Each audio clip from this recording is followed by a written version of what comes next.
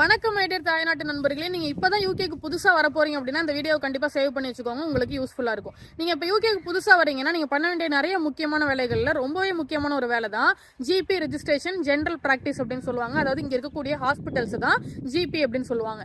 நீங்க உங்க ஏரியால இருக்கக்கூடிய ஏதாவது ஒரு ஹாஸ்பிட்டல்ல போயிட்டு நீங்க உங்களோட டீடைல்ஸ் கொடுத்து ரெஜிஸ்டர் பண்ணணும்.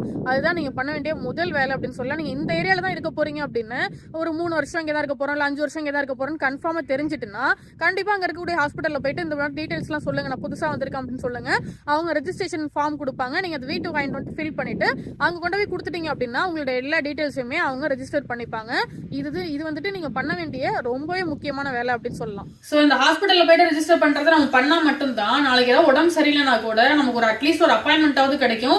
இல்ல அப்படின்னா அப்பாயின்மெண்ட்டும் கிடைக்காது, நமக்கு ட்ரீட்மெண்ட்டும் கிடைக்காது, எல்லாமே ரொம்பவே காம்ப்ளிகேட் ஆயிடும். சோ கண்டிப்பா நீங்க ஜிபில வந்தோடனே ஹாஸ்பிட்டல்ல போயிட்டு ரெஜிஸ்டர் பண்ணிடுங்க.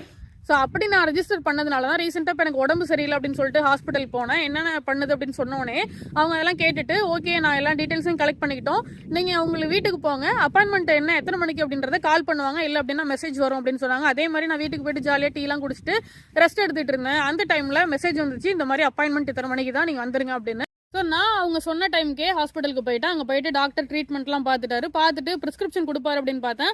கையில் கொடுக்கல, ஹேண்ட் ரைட்டிங் எப்படி இருக்குது அப்படின்னு பார்க்கலாம் தான் ட்ரை பண்ணேன். பட் வாய்ப்பு இல்லை. ஏன் அப்படின்னா ப்ரிஸ்கிரிப்ஷனை நேராக அவங்க சிஸ்டம் மூலமாக மெடிக்கலுக்கு அனுப்பிட்டாங்க. நான் போயிட்டு மெடிக்கலில் எனக்கு என்ன மெடிசன்லாம் கொடுத்துருந்தாங்களோ அதெல்லாம் வாங்குறதுக்கு நான் ஃபர்ஸ்ட் என்னோட நேம், டேட் ஆஃப் பர்த் அதெல்லாம் கொடுத்தேன். ஆட்டோமேட்டிக்காக அவங்களே என்னோட மெடிசன் எடுத்துகிட்டு வந்து கொடுத்துட்டாங்க. சம்டைம்ஸ் இந்த கிளினிக்லாம் சாட்டர்டே சண்டே க்ளோஸ் ஆயிருக்கும். அதுக்கு நீங்கள் என்ன பண்ணணும்னா நம்ம இதுக்காக வெயிட் பண்ணிட்டு இருக்க முடியாது. திடீர்னு நமக்கு ஏதாவது பெருசாக நெஞ்சுவலே வந்துட்டுன்னு வச்சுக்கோங்க, நம்ம கிளினிக்கெல்லாம் வெயிட் பண்ணோம் வாய்ப்பே கிடையாது. அதனால நம்ம என்ன பண்ணணும், ஏதாவது ரொம்பவே முடியல அப்படின்னா எமர்ஜென்சிக்கு போயிடணும். அதுதான் இருக்கிறதுல பெஸ்ட் வே அப்படின்னு சொல்லுவாங்க. நான் இது வரைக்கும் எமர்ஜென்சிக்கு போனதில்லை. பட் நான் விசாரிச்ச வகையில் ஏதாவது ஒரு பெருசா உடம்பு முடியல அப்படின்னா எமர்ஜென்சி தான் ஒரு பெஸ்ட் வே அப்படின்றது தான் இங்க இருக்கிற எல்லாருமே சொல்லக்கூடிய விஷயங்கள். ஸோ நீங்க யூகேக்கு வர போறீங்க அப்படின்னா இந்த விஷயங்கள் எல்லாம் உங்களுக்கு யூஸ்ஃபுல்லா இருக்கும் அப்படின்றத கண்டிப்பா நான் நம்புறேன். ஸோ சேவ் பண்ணிக்கோங்க, ஷேர் பண்ணிக்கோங்க. Bye by.